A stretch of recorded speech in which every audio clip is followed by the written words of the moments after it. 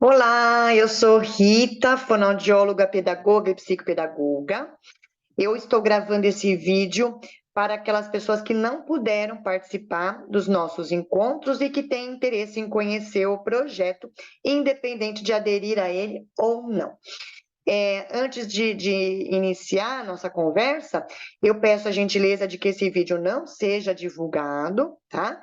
Ele é um vídeo que está sendo gravado para as pessoas que fazem parte do nosso grupo do WhatsApp. Inclusive, o grupo já está fechado, com poucas pessoas, não estão autorizadas as entradas de outros participantes, tá certo?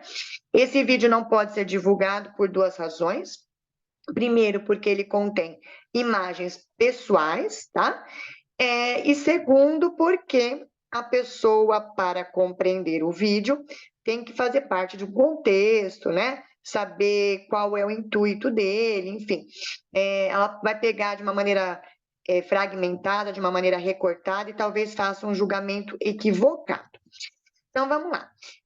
Vou mostrar aqui os mesmos slides, dar a mesma aula que eu dei nos encontros pelo Meet, de uma maneira mais sucinta, tá bom?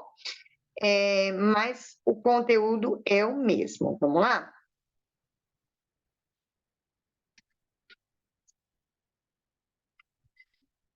Então, vamos começar.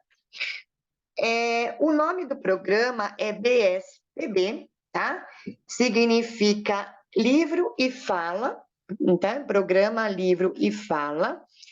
E esse programa, peraí, deixa eu ver por que não está passando.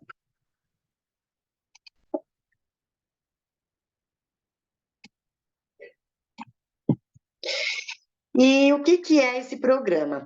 Esse programa nada mais é do que uma intervenção feita para aquelas crianças que aparentemente não estão desenvolvendo a fala pela interação. A interação da criança com outras crianças, a interação da criança com os adultos, com o próprio ambiente que a cerca, tudo isso deve ser suficiente para que a criança comece a falar e se desenvolva de maneira adequada. Quando a gente percebe que isso não está acontecendo, essa criança precisa de uma intervenção. E o BSPB é uma das intervenções que pode ser realizada. Não é uma terapia fonoaudiológica, tá? É realmente uma estratégia a mais para um público específico, que eu vou estar falando já já, né? É uma estratégia a mais que os adultos que cercam a criança podem estar usando em algumas situações onde um atendimento especializado não está sendo possível. Como que ele vai funcionar? Então, as pessoas que manifestarem o interesse em aderir ao programa gratuito, tá? Essa versão é gratuita. Ela vai receber um formulário digital, onde eu vou conseguir algumas informações acerca da criança. A fonoaudióloga especialista em linguagem sou eu, que eu vou elaborar um plano de estimulação com propostas literárias que vão ser realizadas diariamente pelo adulto por até 30 minutos por dia. Então, esse adulto ele vai estar sendo orientado e monitorado através de encontros, tá? Onde ele vai aprender a usar a história infantil, no nosso caso, os Três Porquinhos, para ajudar a criança no desenvolvimento da fala e da linguagem. O que o adulto precisa estar ciente é de que serão necessários até 30 minutos por dia, todos os dias. Esse BSPB, esse programa, ele é destinado a pais, tutores, professores, terapeutas, adultos que desejam ajudar a criança no desenvolvimento da fala. Eu, fiz pensando em dois públicos em especial. Os pais que moram no exterior, então eu recebo bastante mensagem de pais que moram fora do país, e claro, não tem fonoaudióloga falante da língua portuguesa nesses outros países, a criança precisa de atendimento e o atendimento online não dá conta, tá? Então, com esse programa, eu não estaria sendo fonoaudióloga dessas crianças, eu não estaria atendendo, dando terapia, mas eu estarei ajudando esses pais a trabalharem com essa criança enquanto não surge a oportunidade de fazer a fonoterapia. E o outro público em quem eu pensei são os nossos pais aqui do Brasil, que aguardam atendimento ou na fila do SUS ou do convênio médico, e que a coisa não está caminhando e eles sentem uma emergência de ajudar a criança. Então, a minha vida toda eu estudei fala e desenvolvimento da linguagem, tá? Fiz especializações, mestrado, as faculdades. Por coincidência, não foi premeditado, eu me tornei escritora também, e o que acabou combinando aí, né, com a minha área de atuação, que eu sou fonoaudióloga e professora de literatura. Então, assim, as duas coisas vieram paralelamente, não foi proposital, mas, acima de tudo, eu sou mãe da Emanuele e do Miguel, tá? E acho que graças a isso é que eu fui me tornando tantas outras coisas depois, multifacetada. Então, só retomando, eu sou fonoaudióloga há mais de 20 anos, sou pedagoga e psicopedagoga há mais de 10 anos. Enquanto fonoaudióloga, eu trabalho com linguagem infantil, enquanto pedagoga, eu trabalho na sala de leitura, com literatura, aqui na Prefeitura de São José dos Campos. Como fonoaudióloga, eu uso um documento de avaliação de linguagem, chamado ABFW, só por curiosidade, e, enquanto pedagoga, a minha referência é a Base Nacional Curricular. E um dia eu estava fazendo um relatório de um paciente e eu me dei conta que aquelas habilidades que eu estava avaliando na criança eram bastante semelhantes às habilidades que eu trabalho na escola. E aí eu pensei, nossa, até aqui eu pensavam que eram duas coisas tão distintas e agora, na minha cabeça, eles fizeram isso, as minhas duas áreas de atuação. Será que realmente elas são assim? Ou eu que estou sonhando com isso? Então, eu comecei a pesquisar a relação da literatura na fala da criança e choveu informação. Estudos internacionais, assim, inúmeros. A minha caixa de mensagem do e-mail, porque eu me cadastrei num site para receber estudos relacionados a esse assunto, a minha caixa de mensagens lotou, não param de chegar todos os dias estudos internacionais comprovando a eficácia de um adulto ler para a criança no desenvolvimento de fala dessa criança. E aí eu vou falar para vocês, esse teste de linguagem que eu uso, ele avalia basicamente 4 segmentos da linguagem: vocabulário, fonologia, fluência e pragmática. Eu vou falar brevemente de cada um, e depois a gente vai mostrar o quanto a literatura vai interferir em cada uma dessas habilidades. Vocabulário são as palavras que nós falamos, mas, sobretudo, uma coisa que a gente esquece, as palavras que nós compreendemos, tá? Então, uma coisa que eu já quero deixar claro de início. Imagina aquele exemplo clássico do iceberg, né? Aquela pedra, aquela montanha de gelo, onde a gente enxerga a ponta dela e o restante está todo abaixo d'água. O que a gente escuta da criança, ou o que a gente não escuta da criança, é a pontinha. A fala é só a pontinha, mas a linguagem é tudo aquilo que acontece e nós não estamos vendo. Então, esse programa, ele visa desenvolver a fala, mas ele, antes de tudo, ele vai trabalhar tudo aquilo que nós não estamos vendo, e que é o que vai fazer com que a fala se desenvolva, certo? Então, vocabulário são as palavras que a criança fala, que a gente tem como escutar, mas são aquelas palavras que a criança compreende ou que ela não compreende e que a gente só vai descobrir numa avaliação mais detalhada, tá bom? Então, só para ficar claro isso, que tem muita coisa que a gente não vê. O que é vocabulário, quando aprendemos as palavras, como aprendemos as palavras, e uma brincadeira, por que cachorro se chama cachorro.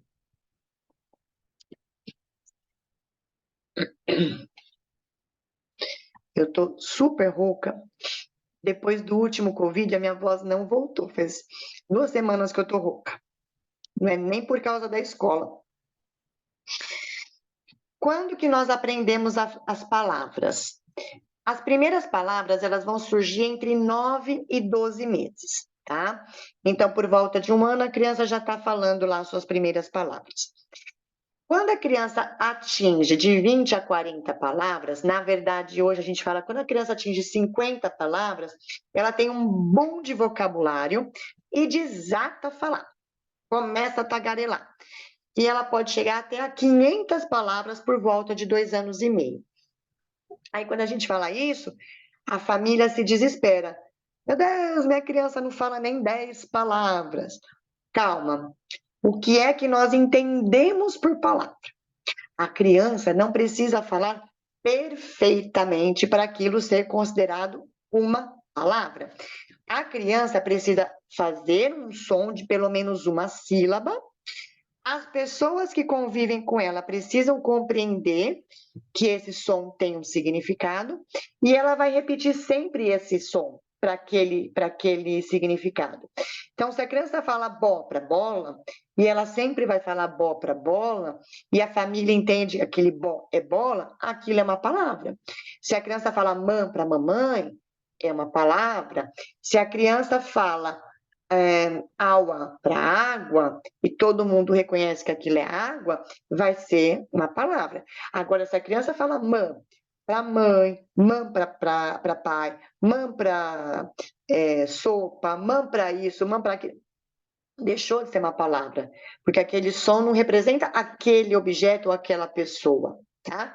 Então, palavra é aquela sílaba, pelo menos, tá? Uma sílaba no mínimo, que se mantém regularmente para aquele mesmo significado e que as pessoas que convivem com a criança compreendem o que significa. Isso é palavra. As primeiras palavras se referem a pessoas, animais, brincadeiras, alimentos e rotinas. São coisas mais concretas. Mas as primeiras palavras faladas. As primeiras palavras compreendidas vão muito além disso. São palavras muito mais complexas. A criança compreende verbos, a criança compreende palavras que têm um significado mais gramatical, né? Então, quer ver? Deixa eu ver se já que está aqui. Não, já já eu vou mostrar para vocês. Que a criança, desde muito pequenininha, ela percebe se uma frase está certa ou se está errada pelo sentido das palavras, sendo que ela nem fala ainda essas palavras. O fato é que todos os estudos, todos, destacam as experiências socio-interacionais vividas na família e na escola como primordiais para o desenvolvimento lexical. Desenvolvimento do quê? Desenvolvimento do vocabulário, tá? Léxico é vocabulário, é palavra. Então, a interação das crianças com a família e com a escola, com os colegas da escola, com os professores, é o que vai fazer com que essa criança desenvolva e fale palavras. Sem interação, a criança não fala.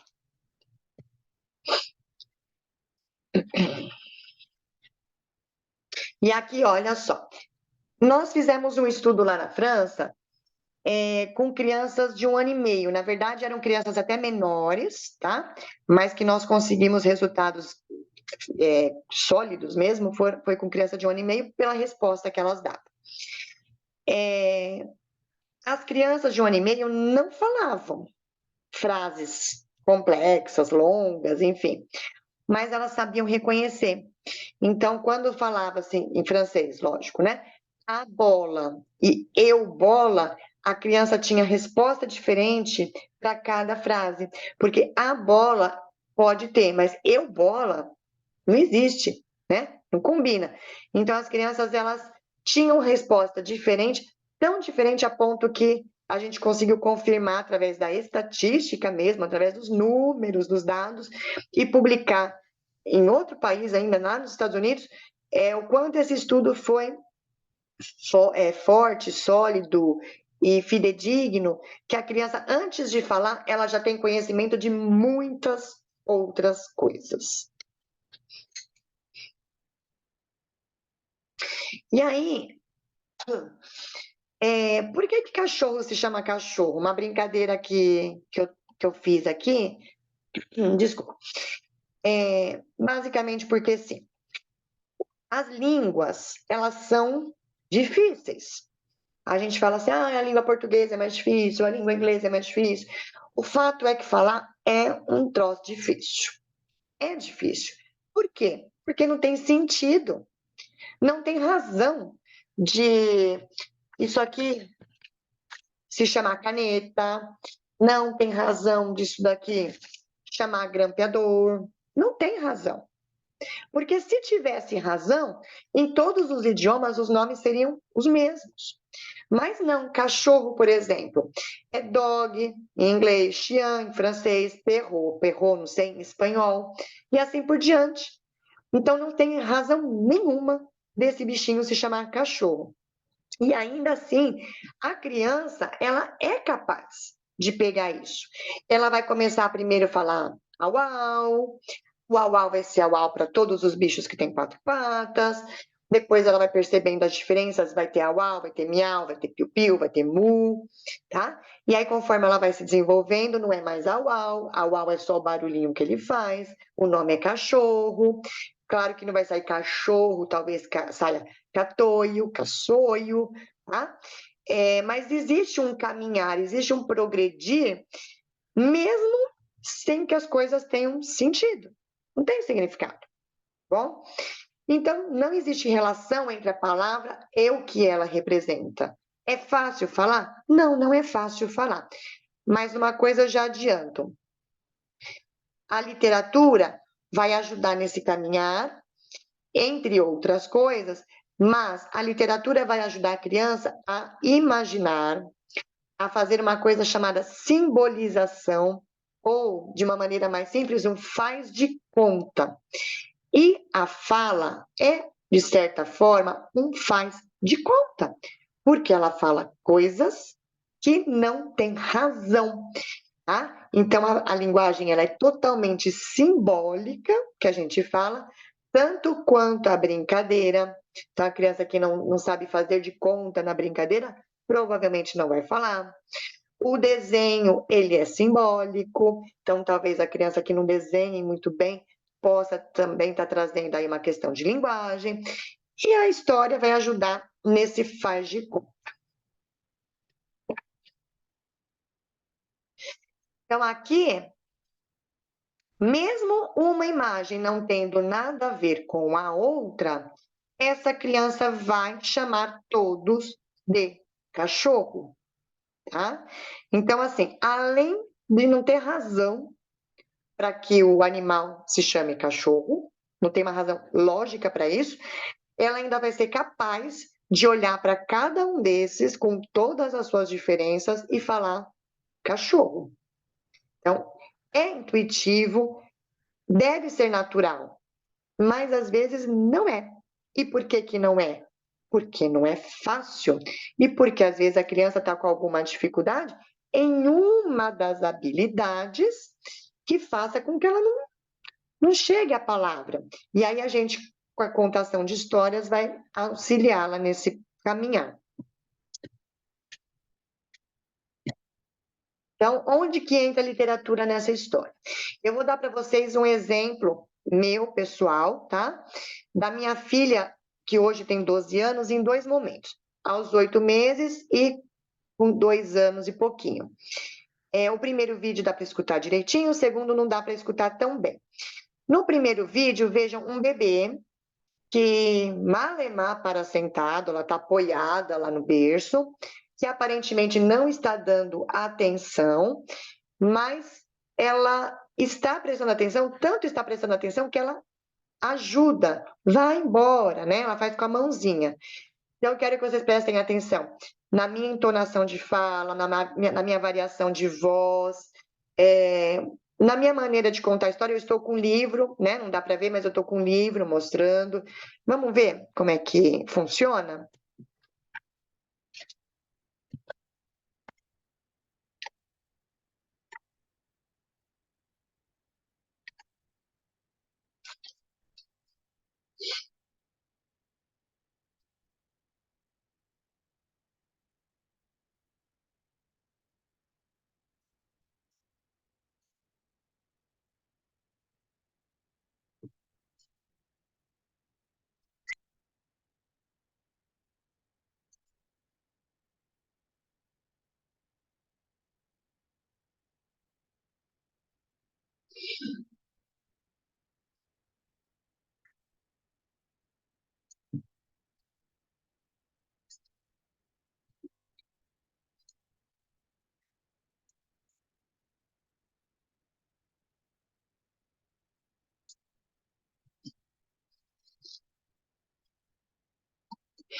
Tá? Então, eu quero que vocês prestem atenção o que nesse vídeo em especial?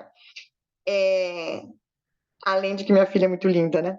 Mas, enfim, eu quero que vocês prestem atenção na minha variação de voz, na minha entonação, na melodia da voz, no grave, no agudo, no fino, né? No fino, no grosso, nos gestos usados e, sobretudo, no contato visual, porque o olhar dela até desviava, mas eu estava ali, ó, o tempo todo fazendo contato visual com ela, que é uma das coisas que a gente vai estar falando bastante no programa.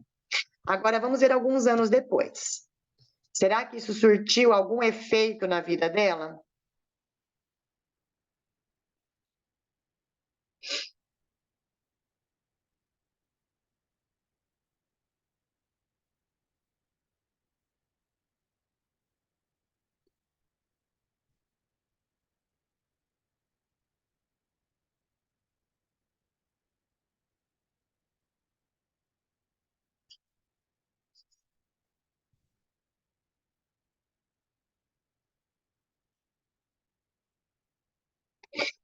Tá? Então, é uma criança que tem bastante troca na fala ainda, né? 2 anos e meio.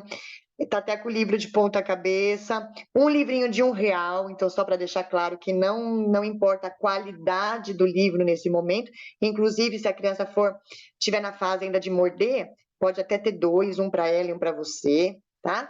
Então não é isso que importa nesse momento, mas ela foi com o dedinho, ela sabia que tinha um texto para acompanhar, tá? Isso vai ajudar mais para frente lá na escola, tá certo? Então, ela foi com o dedinho, mesmo que o livro estivesse de ponta cabeça, e ela foi imitando, né? Tanto o que eu fazia, quanto o que provavelmente a professora fazia na escola, de contar para as crianças, de pedir para cantar junto, tá certo? Então, houve uma influência do que ela viveu lá no comecinho, né? Nos primeiros anos de vida dela, no que veio depois. Gente, eu tô correndo porque já vai chegar paciente. Eu tô aqui gravando, tá? Mas eu tô apressada aqui, desculpa.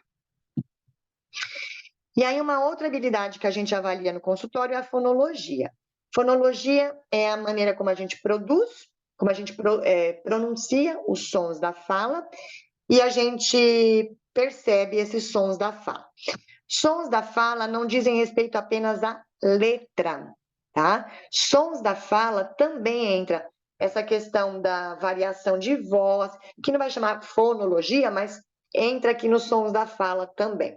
Ah, vamos falar como se fosse tudo junto e misturado. Não é, mas vamos nesse momento falar. A nossa variação de voz, a nossa entonação.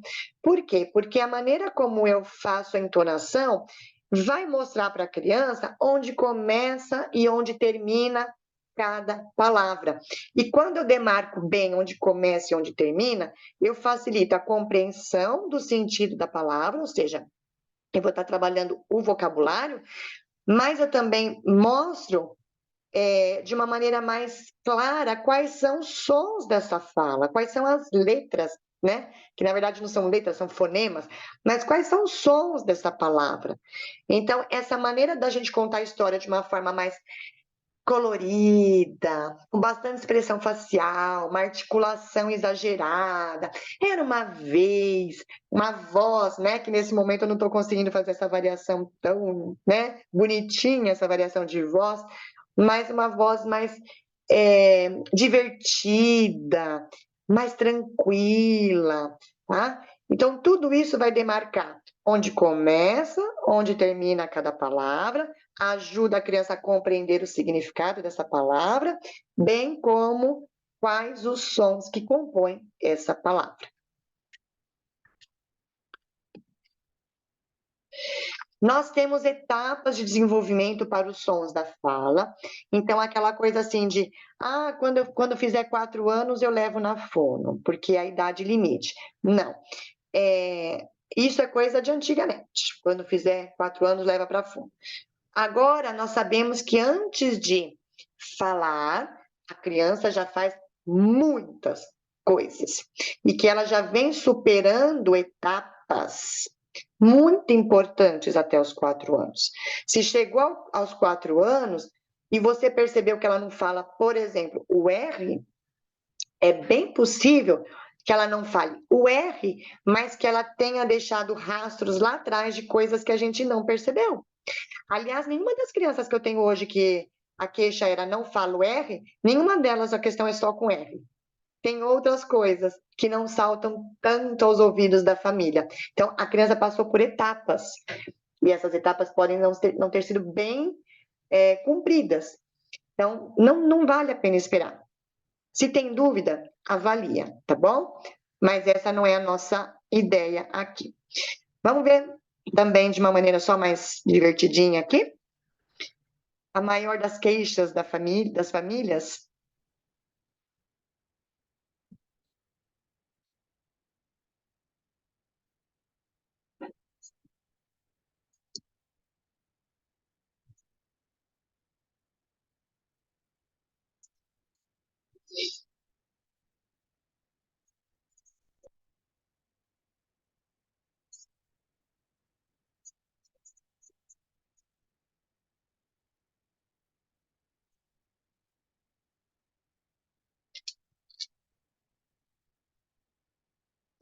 Só é divertido porque está no filme, né, gente? Mas não é divertido para a vida da criança.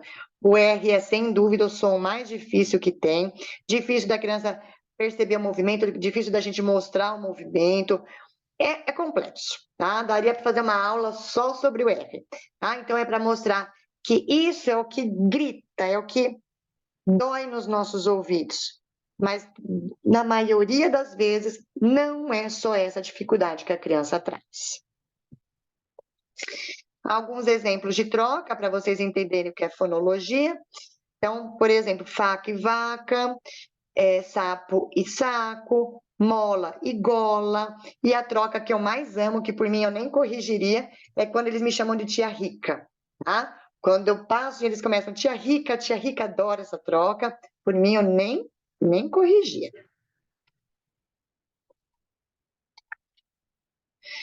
E aí um outro estudo que nós fizemos lá na França foi avaliando bebês espanhóis e franceses, para mostrar também que a questão da sonoridade, do som da língua materna, né, no caso da nossa língua portuguesa, né, o som, ele não se refere só à troca de letras, mas também onde a gente coloca a sílaba tônica. Então, para a gente é muito óbvio, se a gente fala baba e babá, são duas coisas diferentes, coco e cocô, e assim vai, tem várias palavras assim, bebe e bebê, tá? Mas para os espanhóis isso também é bem evidente, porque muda o significado da palavra. Para os franceses, não, isso não existe. E as crianças de 9 meses já não percebem essa diferença. Também foi comprovado em estudo, também foi publicado. As crianças francesas, como elas não têm isso na língua delas, elas não percebem. Se a gente fala bebe e bebê, é a mesma coisa, eles não percebem essa diferença. Então, só para mostrar que desde muito pequenos, eles já estão atentos ao que acontece na língua materna, desde o útero, tá? É que a gente não tem condições de testar, né, muito bem, mas desde o útero eles já escutam. Vamos lá. Aí a gente fala assim, mas a pessoa que mora em outro país fala muito rápido. Não, a pessoa que mora em outro país, ela não fala rápido. Nós é que não sabemos onde começa e onde termina cada palavra, porque nós não conhecemos o significado das palavras e porque nós não temos domínio dos sons que formam essas palavras. A criança que tem alguma dificuldade de linguagem, ela pode escutar a nossa fala como se fosse um estrangeiro falando. Ela também pode escutar a nossa fala sem saber onde começa, onde termina cada palavra, que som que tem. para ela também pode ser uma confusão. E é por isso que a nossa contação de histórias, a nossa leitura de histórias, vai ser muito trabalhada nesse programa, para que a gente demarque para a criança exatamente cada palavra, tá bom? Olha só a nossa fala natural, sem, sem pausa. Isso porque eu não falei rápido, tá?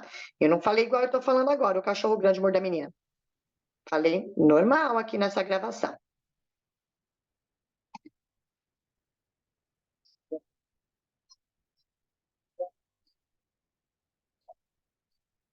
Tá? Então, na história, a gente não vai falar exatamente assim, feito um robô, mas nós vamos falar mais próximo disso do que do primeiro exemplo. Nós vamos falar assim: era uma vez três porquinhos, tá? Ajudando com o corpo, ajudando com o rosto, ajudando com a voz. Nós vamos demarcar a nossa fala. Olha só o desespero da mãe fonoaudióloga quando a filha tinha mais de um ano e ela me escutava desse jeito. Olha como ela me imitou.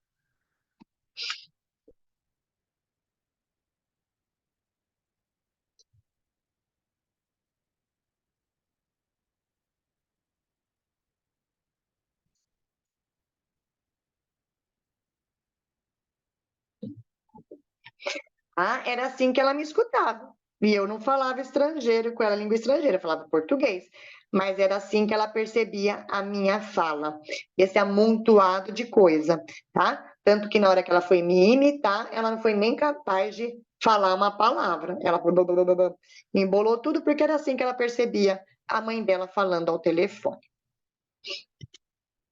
A literatura vai entrar nessa história também, nessa questão, né, de trabalhar o som das palavras.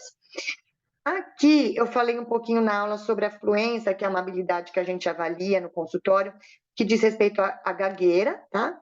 A fluência é a habilidade que nós temos de falar as palavras sem que elas sejam quebradas, tá bom? Não vou entrar em detalhes aqui. Algumas curiosidades que eu falei em relação à gagueira, tá?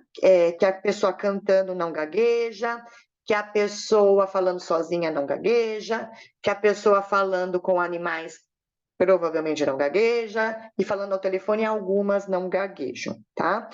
E nós temos muitas crianças que apresentam gagueira na escola, e aí fica sempre aquela questão: é normal, não é normal, é normal, não é normal? Eu sou da opinião que deve sempre avaliar, mas com a literatura a gente vai conseguir ajudar a criança nesse desenvolvimento também.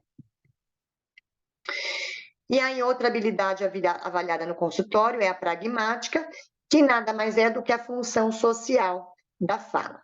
Então, vamos pensar numa criança que ela fala, mas ela fala, a fala dela não tem significado, é uma fala sem sentido, ela não usa aquela fala para se comunicar de uma maneira eficiente com as pessoas, ela fala de assuntos que ela viu lá atrás, ou alguma coisa que ela viu na televisão, ou ela fica repetindo. Então, ela não tem um bom uso social da fala, bom? Então, a gente fala mas tem um porquê, que é para fins de comunicação. Quando essa comunicação está quebrada por algum motivo, a gente tem um problema de pragmática.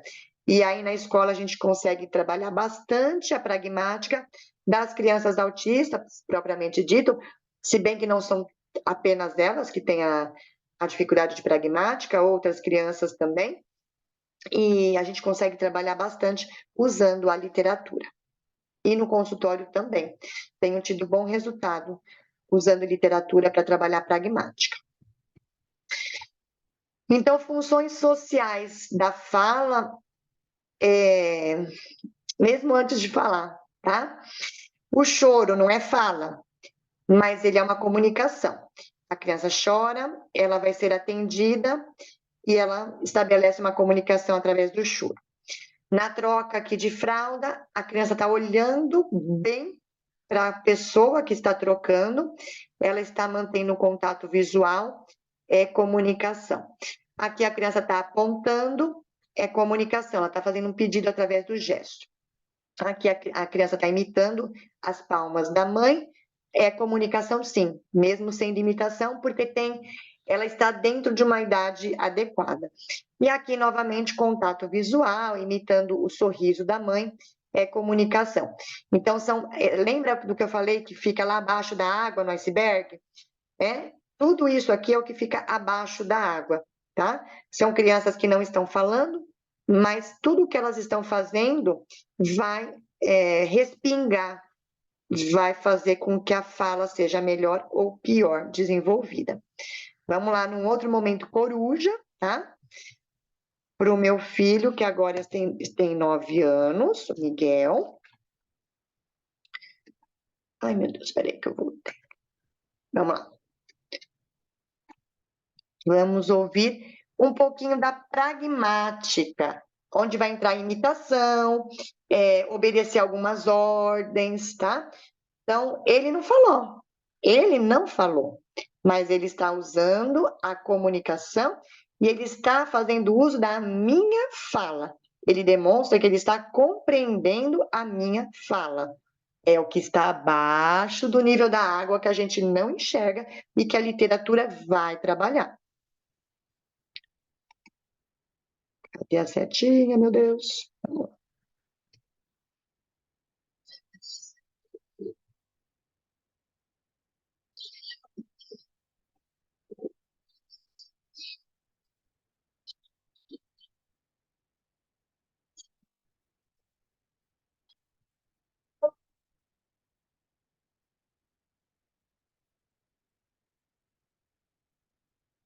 Tá? Então, dá tchau, manda beijo, faz cara de bravo, sorri, tá? São comandos, são ordens que a gente dá e que a criança vai sinalizando se ela compreende ou não a nossa fala, bom? Então, já são indicativos de como pode se desenvolver essa fala. E esses indicativos a gente vai ter enquanto estiver contando história para as crianças. Então, aqui eu vou pular a literatura. Vamos lá. O que a literatura faz? Eu não sei por que está aparecendo essa coisinha chata aqui.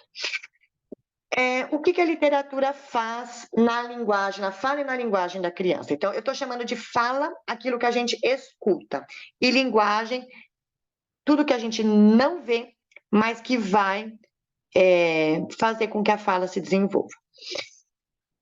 Bom, como eu falei, os estudos internacionais, eles estão borbulhando, provando o quanto o fato de um adulto ler para a criança vai ajudar na fala dela. E aí, mas assim, do que eu trouxe aqui, eu acho que o mais relevante e mais curioso é ver que nos Estados Unidos, um hospital está prescrevendo, os médicos estão prescrevendo o livro como tratamento, como saúde pública, tá? Para prevenir e para tratar dificuldades de fala e de linguagem. Os médicos estão dando e estão orientando os pais a lerem esses livros para as crianças, a fim de prevenir ou tratar transtornos de fala, porque a situação se tornou um caso de saúde pública. Eu achei isso assim inusitado, eu nunca tinha ouvido nada a respeito. E aí o que eles alegam e afirmam e provam é que o fato dos pais lerem para as crianças, por ter uma variação de voz, entonação, vai trabalhar o vocabulário, a sintaxe, que é a construção de frases, a semântica, que é a compreensão do significado, a narrativa, que é a habilidade de contar fatos, a memória, a compreensão. Todos os estudos levantaram benefícios nesse sentido. Quando nós contamos histórias, nós fazemos contato visual, expressão facial exagerada, imitação de movimentos faciais, variação de voz, onomatopeias, que são sons dos animais, do carro, da buzina, da batida da porta, tá? Então, assim, abre a porta, eu não vou abrir, seu lobo vai embora. E o lobo assopra, tá? Então, esses sons que a criança pode estar fazendo, mesmo sem falar, né? Da batida na porta, do sopro, entre outros. troca de turno, tipo, agora eu falo, agora você, agora eu, agora você. E a criança vai estar ouvindo rimas que vão ser, assim, fundamentais, principalmente lá para frente na fase da escrita.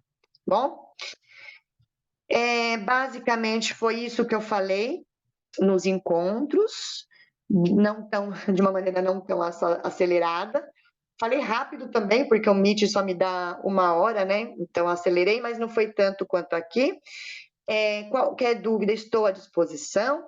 Pode me mandar mensagem no grupo.